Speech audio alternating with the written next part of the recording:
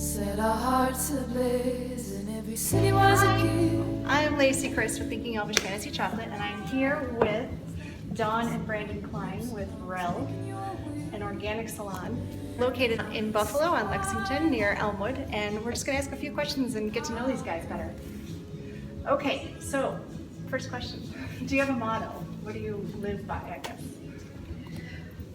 I would probably say everything that we put in our bodies and on our bodies should be healthy, and that came from Horst Rechelbacher, who founded Intelligent Nutrients. He originally founded Aveda, and Aveda was probably one of the cleaner products at first, and he sold that and then worked into more food-grade organics, so it's even healthier.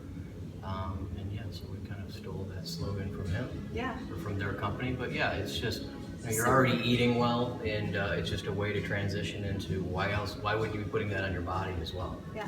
So just not food and exercise, it's everything that, you think of lotions, and some people don't think of their head or their scalp as part of their skin, but same thing. Yeah. And women come in every 6 weeks, they're slapping color on their head. So, I mean, just think of a prolonged lifetime of putting color on, cover and gray or whatnot, or whatever.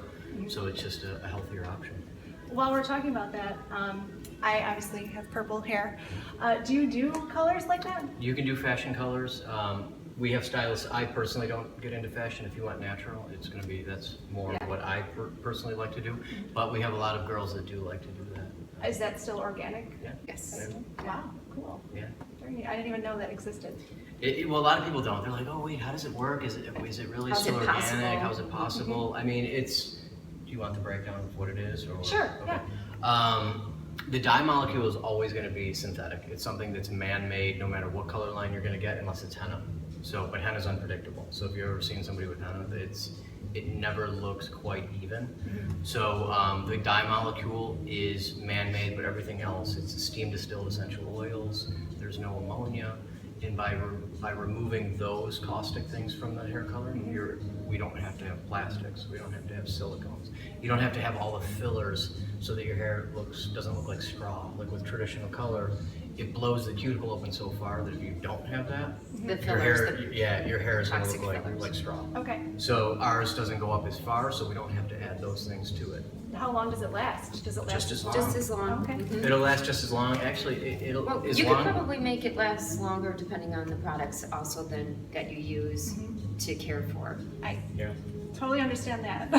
Yeah, I mean, as long as you're using quality products, I mean, you don't have to buy them here. We recommend buying them here. We have really great products. We have 3 great lines that are all different price ranges, so it can fit every budget. But the color, because the cuticle's not blown open as far, it has a better chance to stay in the hair. Where with traditional colors, the cuticle's wide open and then covered with something else.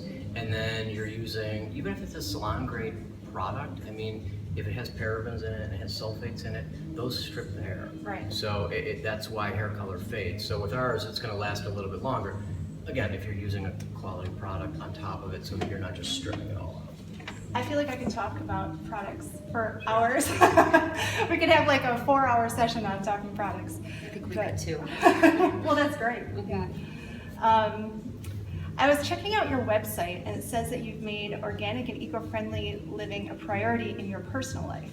And I was curious to know more about that, and what was the pivotal moment? Have you always been on that track, like since your childhood, or? I mean, I think we've always been health conscious in the sense of home cooked meals and, not like a lot of fast foods. And once we had 2 children, I think was more conscious about than buying organic and worried about I think, if I've told people that, they're like, oh, do you eat all organic? I'm like, I don't eat all organic. I eat when I can. But it's knowing where it's coming from. I mean, usually if you can get locally, that's great. And it's more of like a global, you know what I mean? If they're doing all that, think of all the other things it's killing.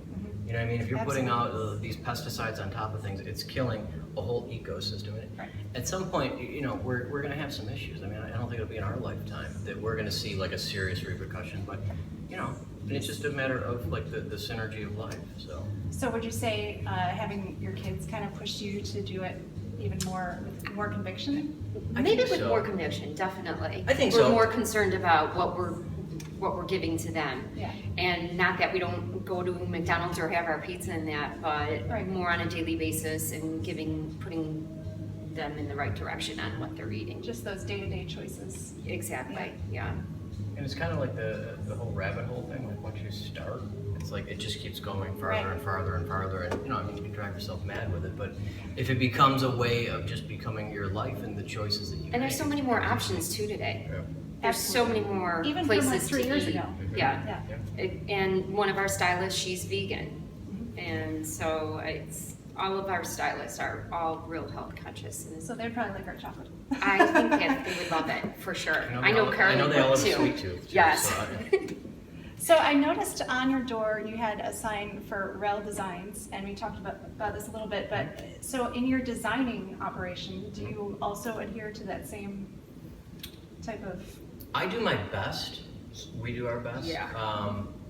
He has the vision, and then we go out and attack it. And We've been doing, the Reclaimed actually started, I mean, what, 5 years God. ago. She challenged my budget. I found mirrors that I wanted from somewhere that were like $900, Well, and she's like, no. he's the creative design, and my end of it is more marketing, sales, accounting, finance, the business end. So the collaboration of us two, yes, he's grandiose, and sometimes we've got to stay on budget on things, but it's worked in our benefit for sure. I can relate to that too. Yeah. So it's all about reclaimed, reuse. I try to make things utilitarian. Yeah. You know, I mean, I want it to look aesthetically nice, but it also Has to has have- to serve a purpose. And it's similar, like that. If you look at like Japanese architecture, like everything looks really, really sharp and really crisp, but it has a purpose to it. Like it's not just to look pretty. Yeah. And I think even if you look around at design, that's really what's going on. In general, I think it's starting to get more popular. Very I nice. think ours came out of necessity to get my budget Right. lower. So, and it worked out. We were happy with the end result. And And it was like six years ago when we opened up the first space. Sometimes being forced to do something within some sort of confinement, whether it's space or budget or whatever, it forces you to sort of reach out and be even more Creative. Yeah. Yeah, that's really cool. I'm curious about your favorite places to go on Elmwood or in Elmwood Village. for what? For, I don't know, anything? for a night out or maybe even with the kids, like what are your favorite go-to spots?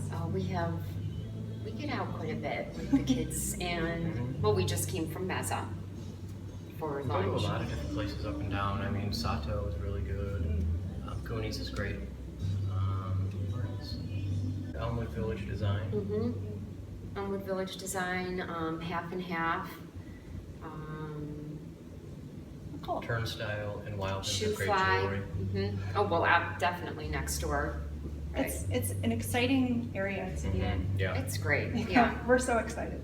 It's just it's grown this little corner off of Elmwood. Mhm. We're starting to collaborate with the other business owners and come up with like a hashtag for this Lexington, because you do have Turnstile, you have Wild Things, you've got Vera's, you got Cooney's, The Place, and Did you come up with one yet? no, not yet. We're meeting next week. Well, you'll have to let us know. Yes, absolutely. I would like to end with getting us thinking Elvish fantasy, which is our name. But who would be your favorite elf in history, fantasy? Cute, popular, obscure, anything. Well, mine would Elf, like Christmas Elf. It could be Christmas. It's it could Will be Ferrell. Legolas. It's Will Ferrell in the Elf. Yeah. Like with the stockings. Yeah. Mhm. I love Elf. How Yeah. about you?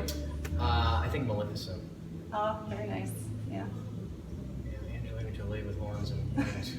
Yeah, that was amazing. That was a good movie. All right. Well, thank you guys for sitting down with me.